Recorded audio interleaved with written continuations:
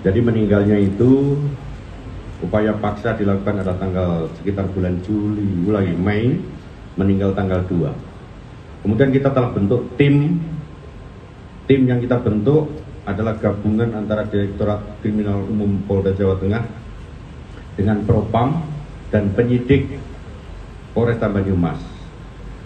Penyidikan yang kita lakukan memang benar, di sana terjadi adanya pelanggaran maupun tindak pidana. Jadi meninggalnya itu satu, karena 10 orang tahanan dalam sel telah kita tetapkan tersangka, yaitu masyarakat. Kemudian sudah kita lempahkan tahap 1 yang menunggu tahap 2.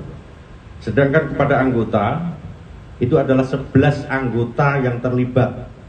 Jadi 11 anggota ini pemeriksaan dari Propam, 4 anggota kita kenakan terkait dengan disiplin. Kemudian 7 orang kita lakukan terkait dengan kode etik. Kita dalami kembali 4 orang anggota di antara 7 itu masuk ke ranah pidana. Jadi sudah bukti permulaan yang cukup anggota telah melakukan pidana, yang hari ini juga sudah kita lakukan penahanan. Rekan-rekan sekalian, dari kasus ini menjadikan pembelajaran, sudah saya warning ke seluruh jajaran.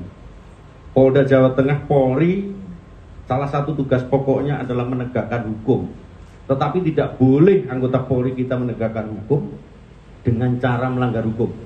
Oleh karena itu menjadi komitmen kita untuk kita lakukan penyidikan secara transparan, untuk jadi pelajaran sehingga institusi kita menjadi sehat dalam rangka memberikan rasa keadilan kepada masyarakat kita. Itu yang saya sampaikan. Terima kasih. Mungkin ada disampaikan.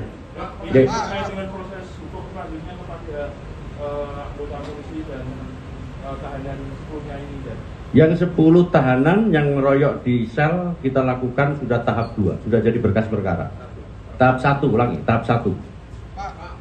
Satu-satu. Kemudian yang anggota Polri hari ini 7 orang, 4 sudah cukup bukti terkait dengan pidananya.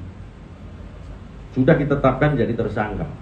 Kemudian yang 4 lagi kena disiplin dan yang 7 kode etik. Jadi kalau namanya pidana itu tidak, ulangi, kode etik dan disiplin tidak menutup adanya tindak pidana yang dilakukan oleh anggota Polri. Itu prinsipnya. Oke, cukup? Pak, nama dari mana? Bukti Pak dari RRI dengan alasan pengeroyokan yang dilakukan 10 tahanan itu apa, Pak? Jadi di sana ada lalai. Jadi anggota Polri yang jaga kena disiplin lalai, tidak mengawasi tahanan. Ya. Kode etik dia tidak sesuai dengan peraturan perundang-undangan yang berlaku.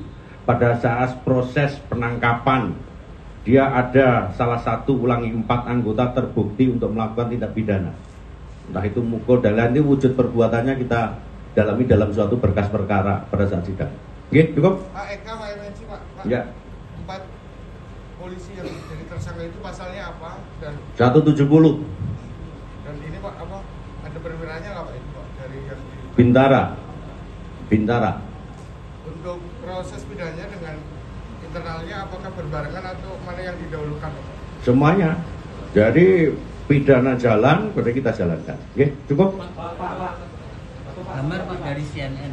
Bapak, mungkin nggak penyelidikan ini juga akan menarik keterlibatan pihak di luar kepolisian, Pak. Misal ada dugaan di situ dari pihak pendamping keluarga korban menyatakan ada rekayasa dari rumah sakit. Nggak ada. Oke, cukup, oke. Matur suwun. Assalamualaikum.